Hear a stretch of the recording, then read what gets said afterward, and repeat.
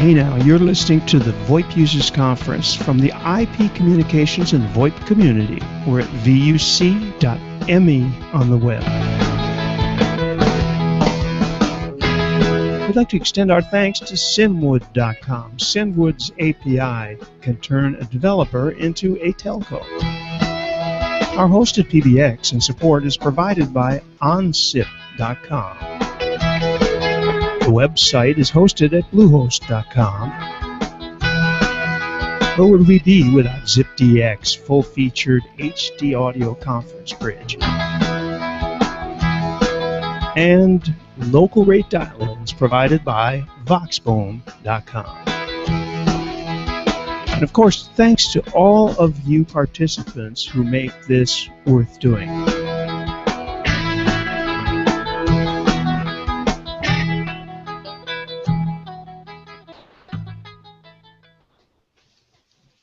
Okay, with that, I would like to remind everybody that August 4th to August 7th, we have ClueCon. We have a couple of people with us who are on that, but you want to be there. I wish I could, but I cannot.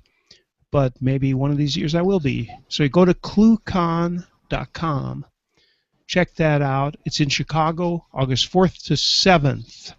Also, just a very quick request that if you're an Amazon.com customer in the U.S., we have a banner on the vuc.me site, and I'm hearing this all the time on all kinds of podcasts.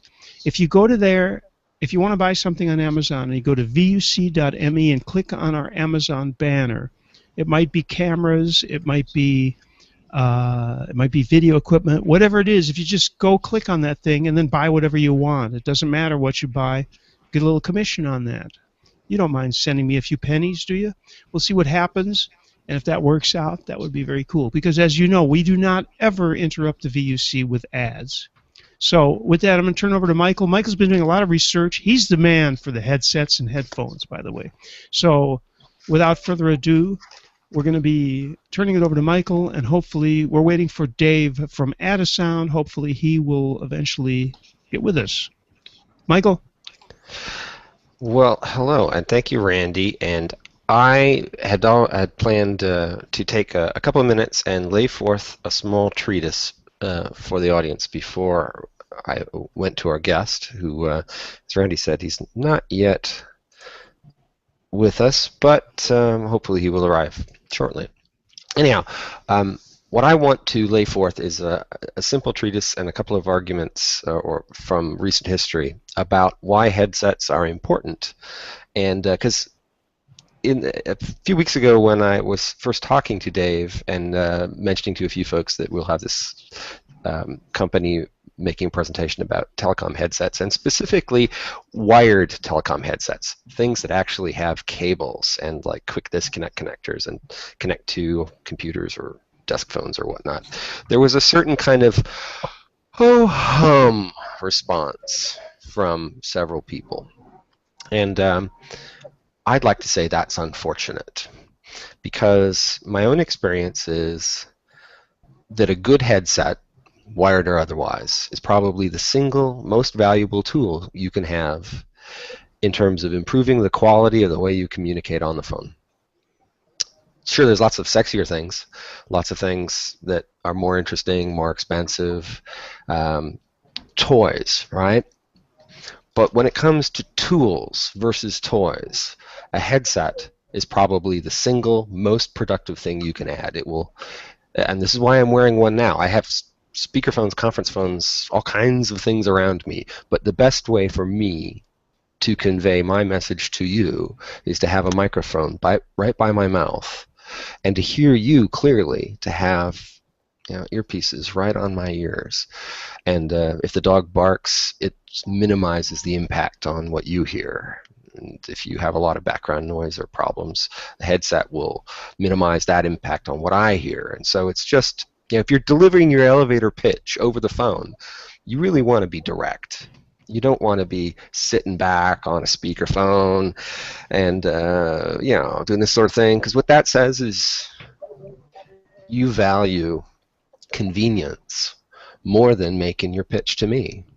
You know, it means you're important, and you're not as your audience. And what I'm saying by wearing a headset is, you're important to me, and what I want to get across to you is that you are important, and that I thought about that, and I'm being considerate.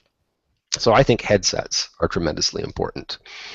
I think that's a great point, Michael, because I agree 100% that when you hear somebody, there's this thing sent over when you know you're on a speakerphone. And by the way, most speakerphones are not very good, so you do know that you're on a speakerphone. And when you know you're on a speakerphone, there's this vibe as you just described. So totally agree. And when you're close up with a headset, it gives it sends that message that I'm actually talking to you, not a room that's echoing where I'm making notes and looking at my calendar and looking at photos and SMS that people are sending me. I am talking to you now, and I'm close up. So I agree. Yeah. Yeah, and if you know, it's like, I always get you can't even be bothered to pick up the phone, Right. which it makes me not want to listen. And the other thing, I mean, this goes down different paths, and I'm not going to try to not be too negative about it, but here it is. I live in Houston, and NPR in Houston started a series some years ago, actually, called This I Believe, where people give forth little statements of belief about things that they feel passionately about. And if I thought that audience would actually listen to me with respect to headsets, I would go and I would record one of those. And here's a business case in point. ZipVX has a wonderful, patented, multilingual audio conference system. That is, if you are a large international organization, we can help you have a conference where you can have people participating in multiple languages and have simultaneous interpretation, so that people who speak Spanish hear Spanish, and people who speak English hear English, and people who speak Portuguese hear Portuguese, and it all happens UN style, simultaneous, over the phone. It's really amazing, and kudos to David for implementing such a wonderful system. Accepting that you really, it's not for everybody, but if you need it bad. Now, in implementing this, we have to set up interpreters with headsets. And so we've been going about, and specifically I've been going about, trying a bunch of headsets to try and figure out what's the reasonably affordable thing you can give to somebody, that whether they're using a Windows PC or Macintosh or whatever, that they can just plug it in and it works. And we've tried headsets from Plantronics, from Logitech, from VXI, Jabra. I've tried a bunch of different headsets, and we've come to the belief that, generally speaking, USB headsets are a great idea, because a USB headset, you plug it in and it's recognized by the system and it just kind of works, generally. But taking this forward, you go through and you sort of take a dozen interpreters, get them to buy a headset, and you're going to have a few who have some problems. You have to help them with the problems, and these are not technology people. These are people whose skill set lie in languages. And so there's a little bit of effort to get them started and get the computers working and all of this.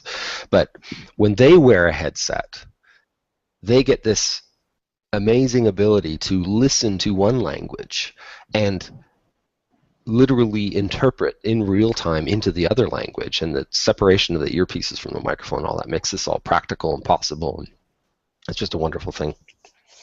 Anyway, this is an excellent case in point of, even non-technical folks having a good headset just helps you to communicate better.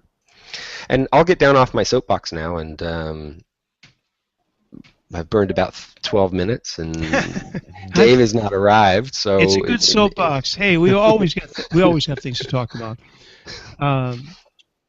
But I can't think of one. So good night, everybody. No. Well, we made a couple of comments before we were on the air, and one of them was Ken. If you want to unmute, you were mentioning somebody that was helping sponsor ClueCon. Let's get into that a little bit. Oh yeah, we've got a bunch of good sponsors this year. Right before the recording started, someone was asking about access points, or wireless access points. And Ubiquiti, Ubiquiti Network, ubnt.com, they've been nice enough to supply us with their what do they call it? Their Unify access points, which are you spread those out over an area.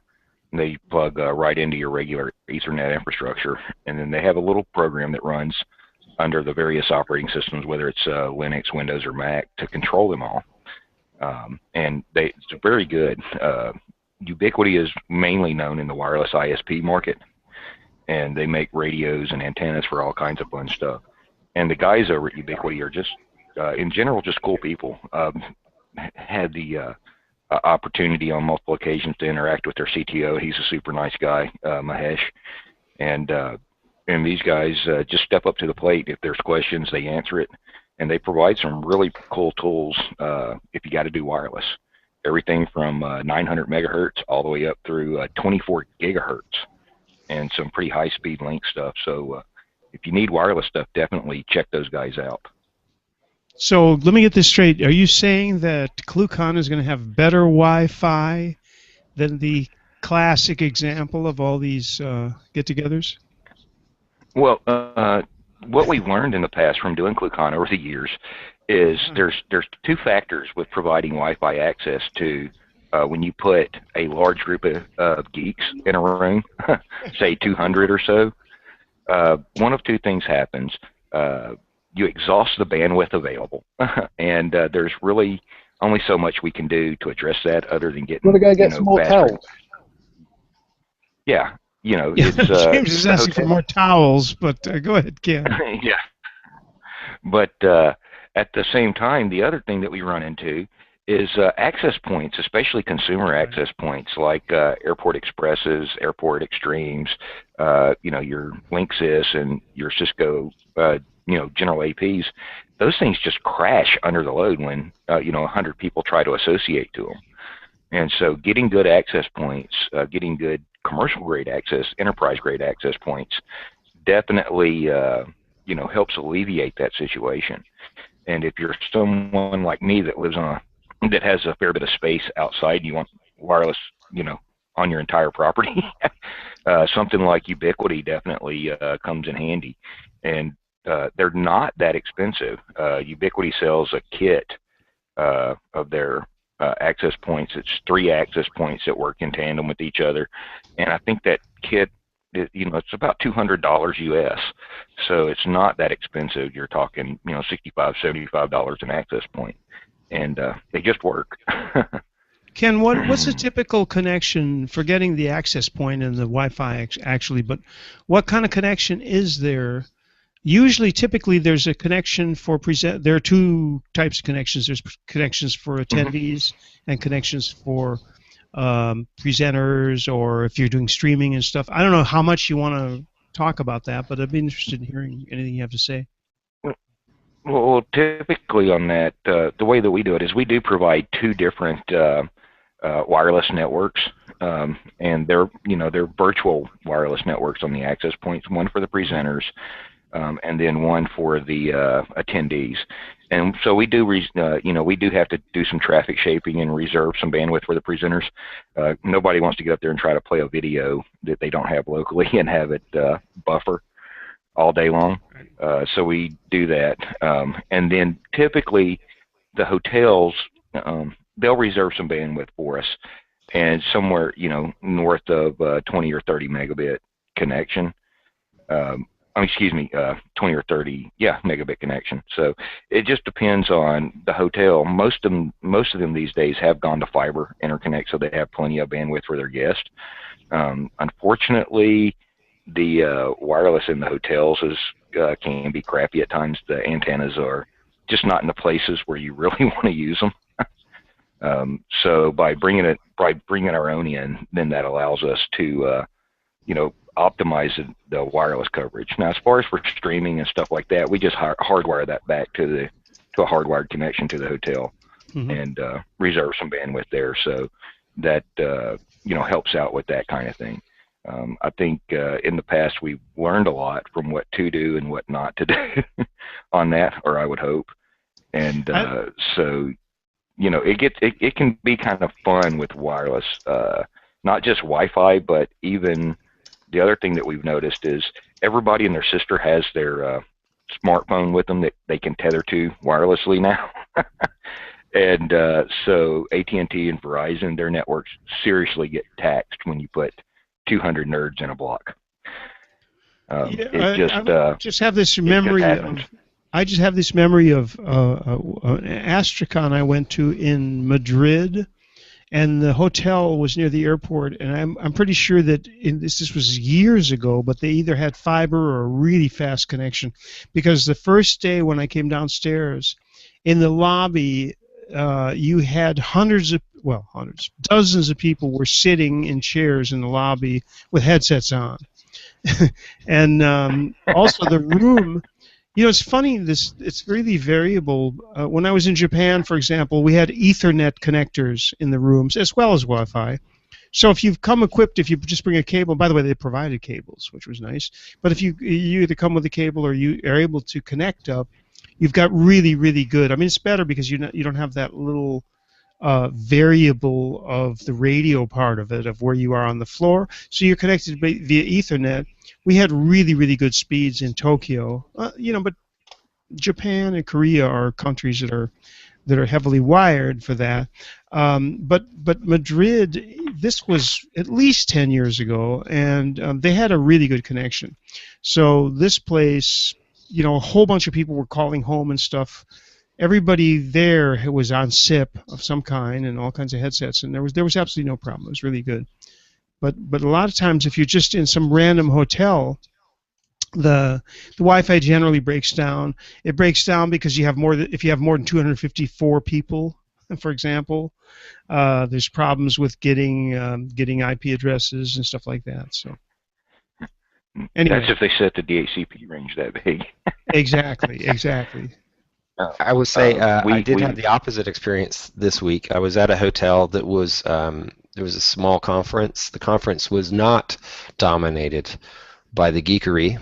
It was dominated by normal people, and I was actually able to run telephony over the exhibitor's Wi-Fi without too much trouble. But I don't think there were very many people using it. I think it was probably only maybe 50 exhibitors, and I was one of 10 using the Wi-Fi, so it wasn't too bad. That's pretty cool. James Bodie, if he has audio and is able to unmute, he is very experienced in these matters and could chime in with his wide experience in hotel Wi-Fi and being at all these conferences. Well, what are the best and the worst? Well, I'm using hotel Wi-Fi at the moment. That's true, but that's not a geek thing.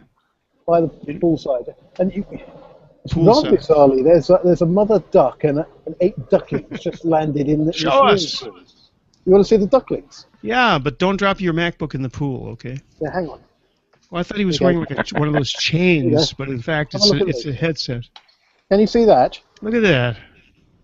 See the ducklings? This is the first. The VUC shows no diving. Ducklings. They're diving. Yeah. Call the police.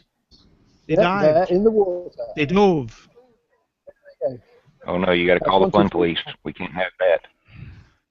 Yeah, that's a bit of fun, though, isn't it? On the water.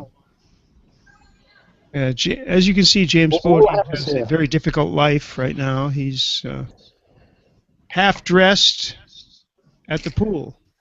It's my first holiday in 18 months, Randy, so don't give I me a hard thought you were going to say 18 years, which I would have believed also. And I'm here on parade on the VUC on a Friday, despite being by the poolside. Okay.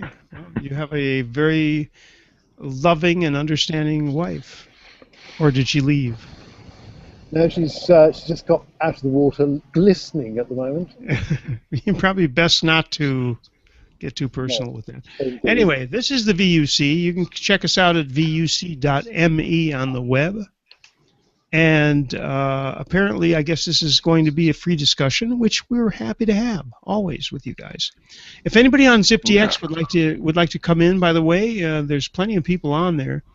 We got David, Don, Fred said he had to go, but I still see his name up there. Kevin, any of you guys, Randy Thompson, Robert, any of these folks, Sean, I can't see beneath my laptop. I'm going to move this window over so I can see more people. Well, after that, it's names Yeah, that ship. actually, Go ahead. actually, I'd like to ask Michael a question back on the headset topic. Sure. Okay, go ahead. As you guys know, we talked about, just previously here on BUC not that long ago, the new stereo and 3D audio capabilities with FreeSwitch. And a good headset is something that's really needed for that.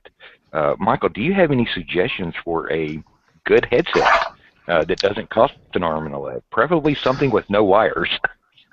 Well, the minute you say no wires, the doesn't cost an arm and a leg gets interesting. What you're really talking about, though, is the sort of the confluence of two different worlds. You're talking about because you need stereo, real stereo, not just binaural or not binaural, but two earpieces. For example, right now I'm wearing one of the ADDASOUND headsets that they gave us to try, but it's not stereo. It's a mono headset, right? So it's two earpieces, but you hear one sound. So that means that your stereo capability of the Virtu aspect of FreeSwitch is ignored, or well, it's summed down to mono, which creates its own problems maybe. So you're really looking at headsets that are more targeted at music potentially, but might have a microphone built into them. It happens in my case from a wired point of view. I travel with Edomotic. An Edomotic headset that has two ear-occluding earbuds and then a little microphone in the line. They're pretty good. They're great for music. I'd rather have a boom microphone for telephony purposes, but you might be able to find, I think there's a Bose Quiet Comfort noise-canceling headset that sounds good, is in stereo, and probably Bluetooth connected, I think, or wired, and has a built-in microphone, although I think the microphone in those cases are back in the earpiece, which means suboptimal for the far end. So off the top of my head, I don't really know. It's sort of a new area because stereo telephony is cutting edge, and most people are going to do what James is doing just now: wear a pair of earbuds, circa something ripped off his iPod, with an inline microphone. Yeah, and just finding something with a good frequency response. I mean, because with Opus, being 48K now and stereo capabilities, and some of the stuff that I think, Tony working on the 3D stuff, I think is going to push things out there because positional audio on conferences is really cool if you get to use it. I mean, a lot of us are. How shall I say, we're veterans at sitting on conferences all day long, so we get used to the people that are there and their voices and how they sound in mono. But as soon as you add that stereo, that 3D positional component in there, the conference really just comes alive, and it really changes how it works. But you got to have a good headset for that. And I think the only headsets that we've been able to come up with so far is Brian West found some gamer wireless stereo headsets. But they're about $300 a set.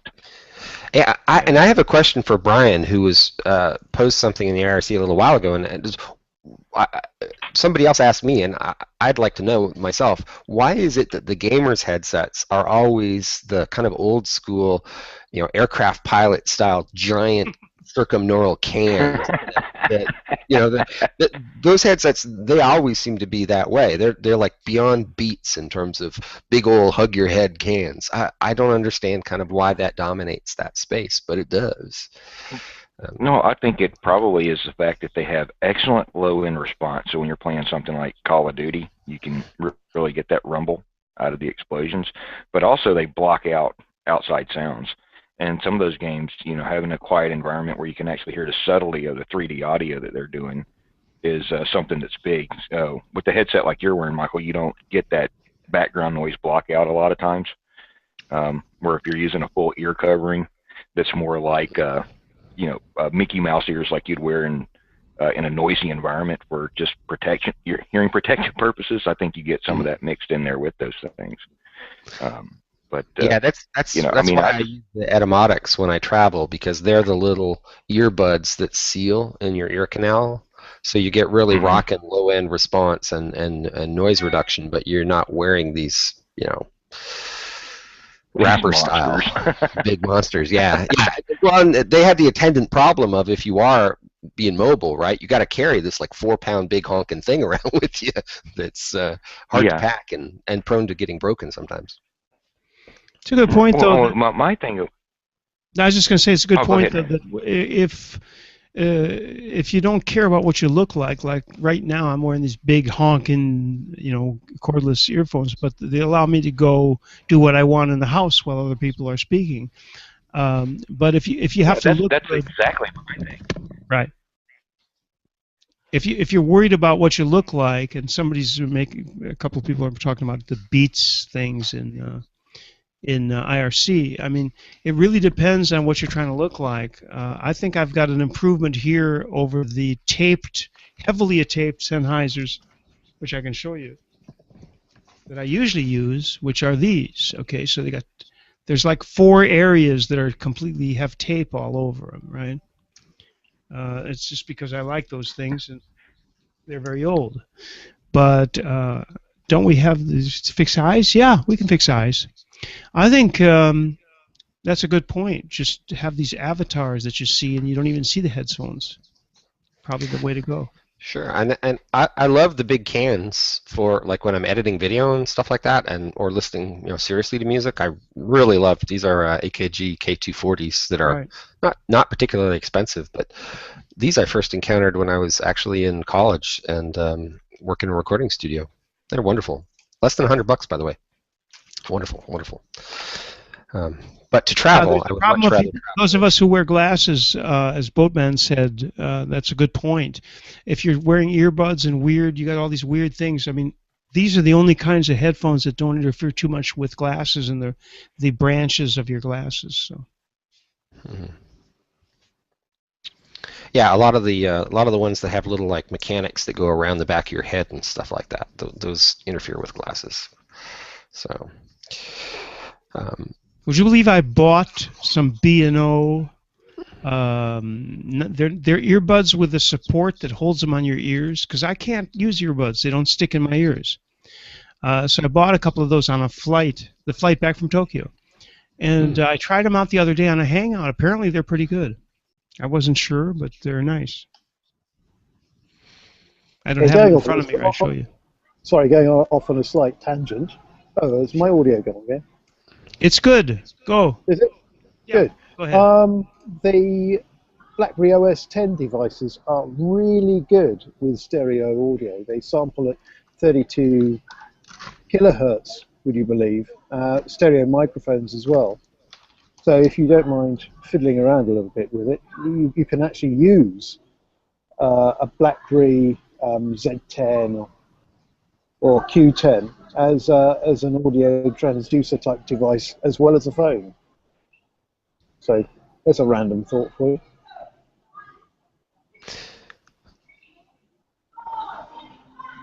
Are you listening to the sound of the aqua fit by the other pool going on in the background?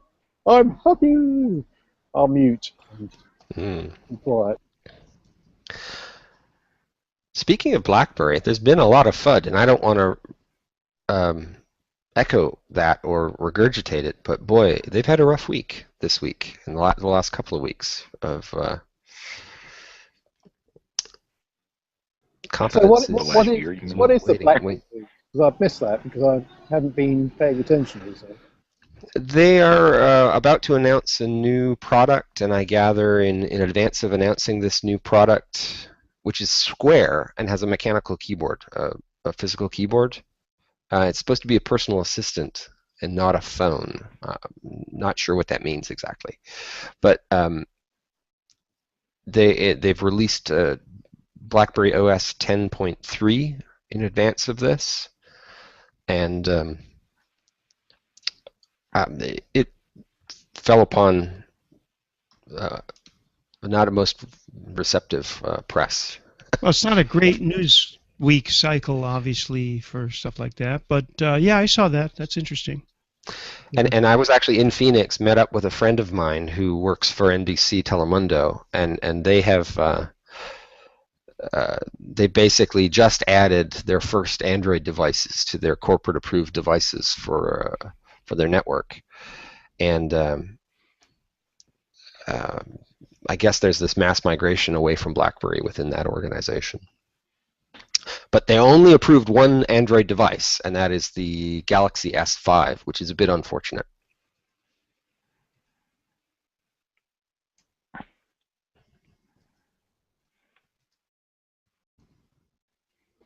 Just want to mention a little housekeeping here, which is that, Michael, there's a couple of weeks late in August, in case Dave wants to come back, in case there's a thing that we want to reschedule, it can be done, assuming you're available and he's available. If he wants to try again, we can do that, because I'll be gone later, and that would be, the ultimate date would be August 22nd, because I'm just not around. We can either skip it completely, or you can do a free session, or you can do a session with him if he is able to make it. Other than that, I also want to mention that we have an amazing session. First of all, 499, which is next week, is with Dan Berninger, I think. Or am I confusing things? I have to go look. It's Dan. Okay, so Dan is going to come in. He's always got interesting stuff to say, and hopefully you'll be there with us, Michael. And we'll talk to him. And then 500, which is big event as far as I'm concerned, even though I think we've already done more than 500. James is nodding. But the 500, we have the CTO of the Federal Communications Commission. We're not going to get into, political issues like net neutrality and so on, although you never know what he's able to say. But it's going to be a really interesting session. This man is an exceptional human being and his accomplishments. James, I'm sure you know Henning and who he is, right? Indeed. Yeah. He was one of the original pioneers of SIP VoIP and started off in the Fraunhofer Institute in Berlin, I think, didn't he? There you go. So, I mean, this is, do not miss, and this is an order, folks, not a request. Do not miss VUC 500. Are you listening to me, Ken? You're not nodding because you have your still photo there, but every one of you who's listening to this now, you must be August 1st for the VUC 500th edition. And this is really fantastic, and I appreciate that Emil Ivov from the Jitsi team was able to arrange this. I would never have been able to do it on my own. He's done a lot of interesting things. We had Bernard last week, but 500, you have to be there for 500, folks. And if you're there in numbers, hey, we'll do 24 hours. Who knows? I don't know. Get out of here. I mean, no, I don't know what we're going to do, but... The other thing that I should ask everybody in attendance to think about is this is an unusual opportunity to have access to this particular individual. Yep. And so we really need to come up with some interesting lines of questions and things to bring to him because it's not likely to happen, and so it probably more than just the core 4 or 5 of us. It'll take something from all of us to actually come up with something we can lay before him and actually make good use of his time. Couldn't agree more. I think that Henning has some things he wants to say, probably, and we'll have a great discussion for probably an hour. But it's true that if you have questions, all I ask is that let's not get crazy with the silly. There's a whole political aspect that I don't think he's particularly involved in. We'll see what he has to say on that. But certainly the man was instrumental in a lot of the core technologies. And as far as questions about the challenges of being the CTO for the FCC, I think that also is extremely interesting. So I think it'll be compelling no matter what happens. But if you have questions about any of these things, this is a great time to come up with them. What else we got here? By the way, it's David. While you're thinking about Henning, he is part of a big project right now in the IETF to do secure caller ID. So to the extent that people are interested in that or following that, I'm sure that's something he's happy to talk about. Thanks, David. That's excellent point, and I'm sure he has points. That's a really good topic to talk about, actually, because Yep. that's becoming more and more important as time moves on. Don says, you mean the existing caller ID is secure? Yeah. That is good. Yeah. Another thing that the FCC has started a workshop on recently is numbering updates for internet-based telephony. So that might be a good topic of discussion if he's involved with that. I know that's come up a few times in enum-related discussions over the past month or so. Apparently, they've actually had a couple of workshops on this already in DC. So that's a big deal out there right now. Yeah, that's another great point. And to Randy's comments earlier, I think you'll find that he is the chief technical officer or technology officer of the agency. So net neutrality and stuff like that, I mean, I'm sure he has opinions and thoughts, but probably better to use his time on the technically oriented things like the items we're talking about. Right, and I don't know that he's able to or would be comfortable with commenting on any of the crazy stuff that goes on. But, yeah, the man this is an exceptional moment. Although we have had David Frankel on occasionally, so, it's not like we're that superficial. But all kidding aside, yeah, I mean, the questions should relate more to the technical level and not the political, for sure. Jay Carpenter says Henning spoke at a conference this week on numbering, and he has a link in the IRC, which is a YouTube link. So if you're on IRC, by the way, that would be vuc.me/IRC if you didn't know that already, or just go to the IRC channel on freenode.net. Okay, I think we've lost all hope of our guest for the moment. Go ahead. This is Jay Carpenter, Randy. Hey, Jay, thanks for posting the link. Yeah, and Henning is an extraordinary person to have on the VUC, and there's been a lot of talk about numbering and how it fits into the whole transition to an all-IP network. And, just for those of you that might not know, Henning headed a workshop at the Federal Communications Commission on March the 25th, and there were about 80 people there in person, about 40 on the phone. But it was a technical workshop, and I think I'll also post a link to his presentation from this week where he talks about numbering and how it is sort of the centerpiece of the all-IP transition. So I think, first of all, I commend you for having Henning on the VUC, especially number 500. I think that's awesome. And he's a tremendous resource. So enjoy.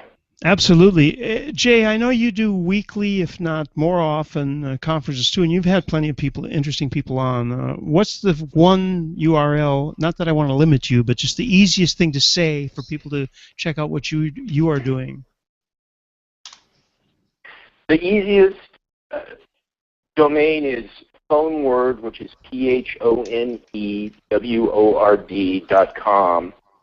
And on the front page, you can link off to phoneword.org, where we had an awesome session this week with the key people from FreeSwitch, and we talked about Verto, we talked about FreeSwitch, and we talked about ClueCon. And during that, Randy, I gave kudos to you, and I've been on several occasions, directing folks from the community that frequents PhoneWord to the VUC, and I acknowledge you for putting on the VUC because I think it's a tremendous service to the community. So I'll put the URL in the IRC right now. So, somebody even asked what your URL was. You type that in as well. I think it's phoneword.com, right? Correct. For people who aren't looking at IRC. But anyway, yeah, no, Jay, back at you. This is a community. We are not some kind of, competing sitcoms on NBC and ABC. We're all doing the same thing.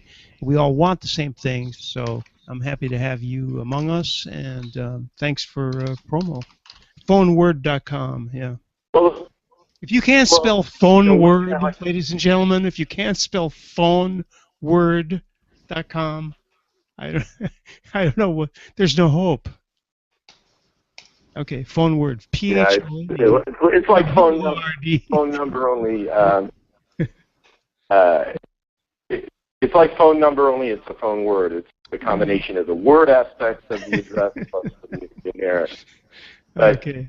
One thing I would like to say, Randy, is coming up on the 500th VUC. I think when you started this, there were sort of disparate silos. There was VoIP, there was TDM, there was, all these things were sort of separate. And one of the things that I really love about the VUC is that all this stuff is coming together. And so, you've got people that are experts in the internet realm as well as the telephony realm. And, people might think that telephony is going to go away, but I really think there's an opportunity for it all to come together. And, week after week, I'm impressed with the people that are on here. The fellow that was on, last week about the video from Microsoft, I thought that was... Bernardo Bobo from awesome. Link. Yeah. Amazing dude. Yeah. So, and this session about headsets. I mean, as Michael was saying, headsets and the sound quality is key. And as we get into this high definition audio world, it's going to be, even more important. So we, all kidding aside, I mean, not that we were kidding, but I mean, just to resume a little bit the thing. What Michael was saying is that if you don't have a good headset and a direct sound, it seems like the person is not really talking to you. They're like listening to you kind of half-assed, and they've got you in the room and they're talking on text messages and looking at their phone and stuff. Whereas if you've got a really close-in headset, then you know that you're actually talking to that person and that they're talking to you and their attention is focused. This is really important. But as video rolls in, you have a little bit of the same problem. So we're really moving in a lot of directions right now, and WebRTC makes it really easy to pull in video and be talking to somebody with the click of a link, like we do with Jitsi. So this is an interesting time. I mean, it really, really is an interesting time. Compared to the days when you had a rotary dial, let's face it, it's a whole different ballgame. Fred says we need a session on cookies, but we need chocolate chip. Yeah, I agree. Fred, we can do a session on cookies. I will.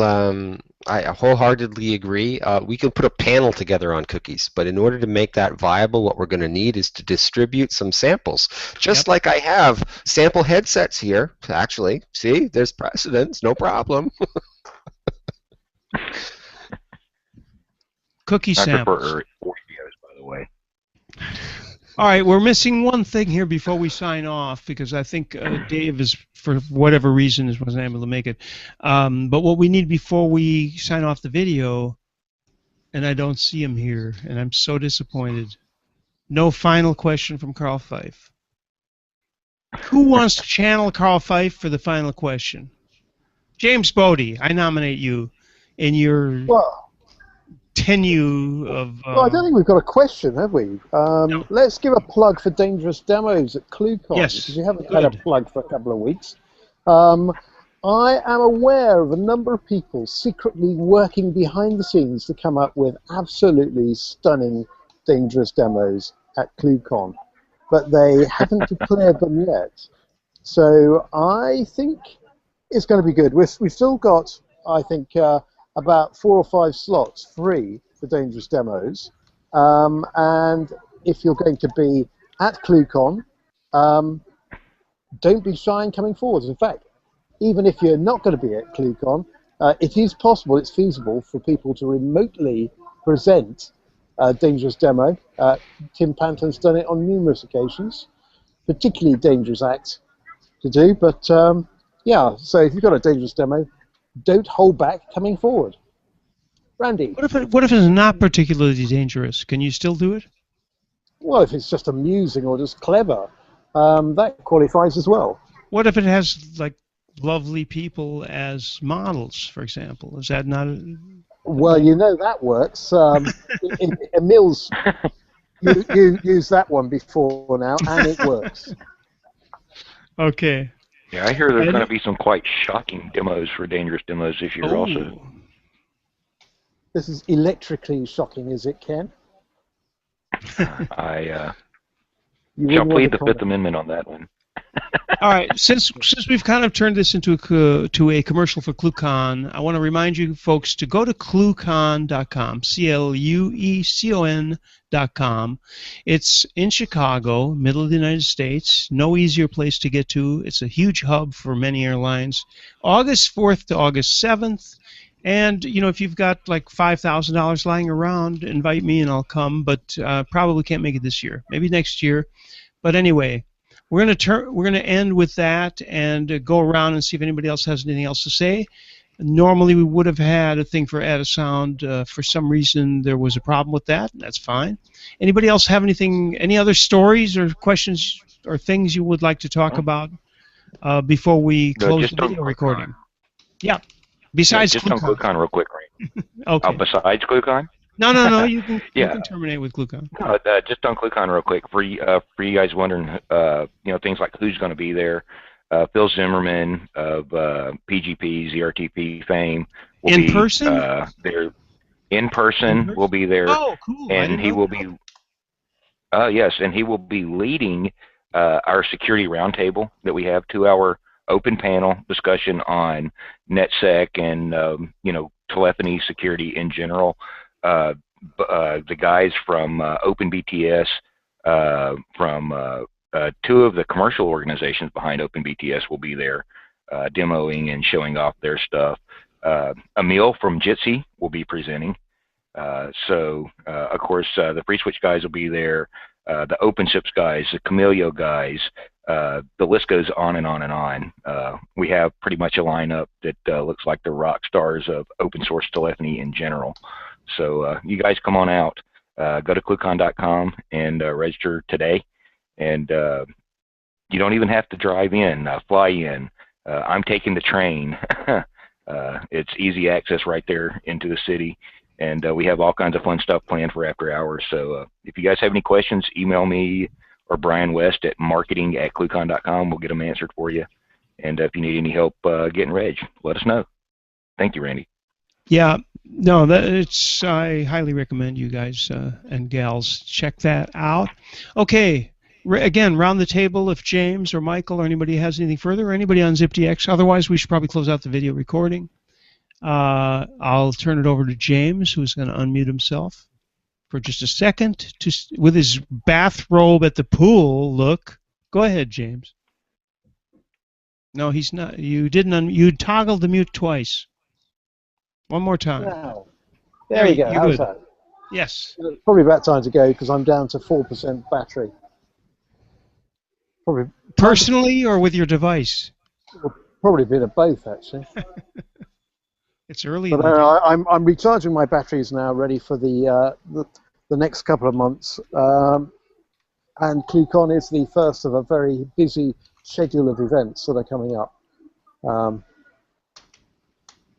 I don't know, is it worth mentioning some of the others? There's Astricon, the other big event. And then Astricon is August, October